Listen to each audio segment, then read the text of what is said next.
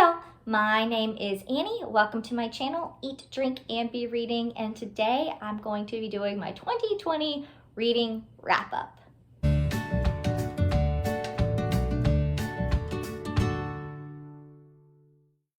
Okay guys, it has been a little while. It's been several months since I last posted. If you've been around a while, you probably know why. If you're new here, I'll just give a quick update. Back in September, my husband and I were in a motorcycle accident. It did take his life. It put me in the hospital for several weeks, and it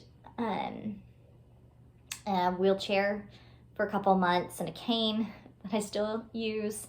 And because of that, I have 3 kids, and so I needed help, and we had my parents or my in-laws living with us for about 4 months. And so just either I couldn't have space to be alone or have silence to record. I mean, there was times I couldn't even get books off my shelf. I couldn't get around the desk in this room because of the wheelchair. And I didn't do a lot of reading. And so I couldn't be on BookTube, but I missed it. And now I'm back and I'm excited. Can't guarantee I will be doing like 2 videos a week, which is what I was trying to do before, just especially as I figure out what does it look like to be a single mom of 3 kids. Just don't really know what my time is going to look like. So far, the past week when it's been just us has been wonderful and such a blessing, and just feels so normal. And that's actually, I didn't do a lot of reading at the end of the year, and when I started reading again in January, it just felt so normal. And gosh, do I need that right now? Things that feel normal. And so I'm so grateful for reading, and I'm really excited to be back on BookTube. And it's fun to start with the wrap up for last year. I will say the stats in the books are up through September 18th, which was our accident. Actually, the last book I finished on September 17th, and I didn't start anything new on the 18th. And so so when I talk about 2020, it's up through September 18th, not the whole year. I did do some reading, mostly young adult rereads, just because that's what my mind could handle in the end of the year. But frankly, those books remind me of hospitals and wheelchairs, and I don't want to include them, so I'm not going to. Every year I do keep track of my reading in a reading journal, and I do the same stats every year, so I'm just going to share those with you, ending with my top 5. All right, so in 2020, I read 45 books. 31 of those were fiction, 14 of those were nonfiction. 13 were 5 stars, 18 were 4 stars, 13 were 3 stars, 1 was a 2 star. I read 12 audiobooks, 10 I got from the library, and 16 I read on my Kindle. So there's the stats, real quick. Now my top 5 books of the year. Number 5, The Office, The Untold Story of the Greatest Sitcom of the 2000s by Andy Greene. This is the last book I read last year. I listened to it on audio, which I highly recommend. The audio was great. It was so good. It is there is a word that I cannot think of, like a verbal retelling. That's not the word, but of The Office, the sitcom from the early 2000s, which was one of my favorite shows when it was on TV. And I adored this book. It was so fascinating. It had interviews with the cast and with the crew and with the producers, told stories behind my most popular episodes. It made me go back and watch each of the episodes that talked about in the book.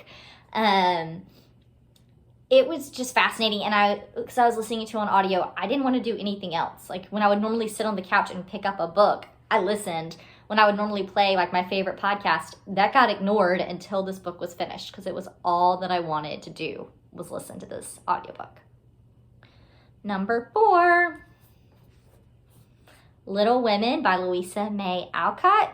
I read this toward the beginning of last year, and it made me want to read more classics, which I did afterward. I picked up Sense and Sensibility. I bought Persuasion and was planning on reading it in the fall. Didn't get to it. I'll get to it this year. It made me pick up another book that was basically published fan fiction based on Little Women. I handed this to a friend. It's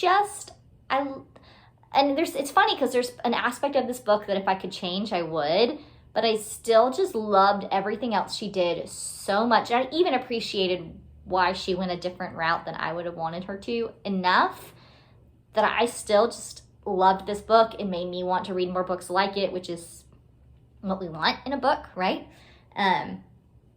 So, highly recommend Little Women. Number 3, Britt Marie Was Here by Fredrik Backman. This was the first book I read in 2020. For a few years, the first book I read each year was a Fredrik Backman book. I would have done that this year. Instead, I chose a book that reminded me of my husband to start my 2021 reading. But this book stuck with me all year. I just adore Britt Marie. She's a character in My Grandmother Asked Me to Tell You She's Sorry.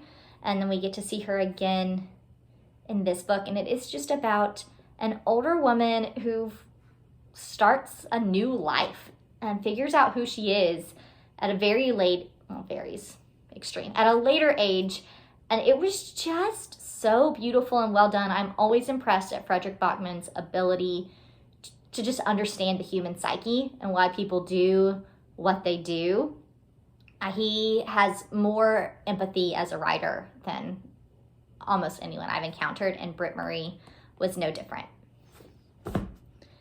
Number 2, The Omnivore's Dilemma by Michael Pollan. I read this on my Kindle, and it is long. It took me a long time to read, but it was so good. It talks about the different food systems in America, like the different ways we get our food, like supermarkets, organic, hunting, gathering, and goes into details of what that looks like.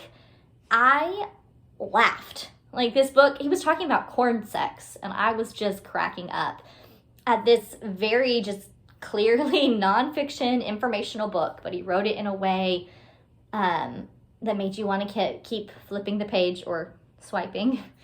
Made me laugh, made me want to change the way I buy food, because it matters to me. I wanted to do it before. Now that I've read this, I feel like I have no choice but to change the way that I do things. And I think that is exactly what a book is supposed to do. And I have not been able to get it out of my head.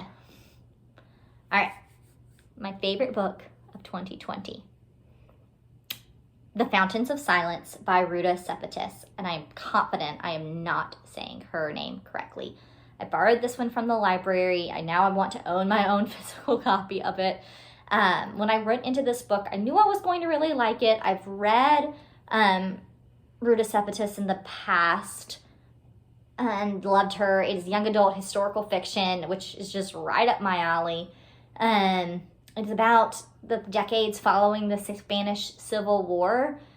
And this book made me go buy 2 other books, like nonfiction books about the Spanish Civil War, one of which I've read, which is a graphic memoir. One is an audiobook that I've not gotten to yet, because I was so fascinated by the subject and the time, and I knew so little about it. But she just does a great way, like, one, of making you want, like, being invested in the historical part and wanting to know more about the background of the book, but also invest you in the characters. And I just adored so many characters and wanted to spend so much more time with them than we got, because I just thought they were wonderful. And she does a great job of breaking your heart, but also giving you hope and joy. I wasn't expecting it to be my favorite book of the year, but it was. I have a friend who's reading it right now. She texted me last night because I told her it was my favorite book of the year, and she is loving it, and I'm kind of nervous that she's not going to love it the whole way through, which is okay. Books hit people differently, and that's all right, but I'm still fingers crossed that she just loves it, because she doesn't read a ton, and so for her to pick this up because of my recommendation just feels a little weighty. But it was glorious and wonderful, and I cannot wait to read it again. Guys, what was your favorite book of 2020? Were you happy with your reading in 2020? How do you think COVID affected it? I thought it was going to mean I wasn't going to read as much because I was just home, like even being home more. My husband was going to be home more, so I thought that meant we'd be like watching more television. And I just knew that it was going to require more with my kids. But I actually read more than I had in maybe ever. And so it ended up being a really great reading year, even with the ending being what it was. So let me know about your 2020 reading in the comments below. Don't forget to like and subscribe. Let's build community.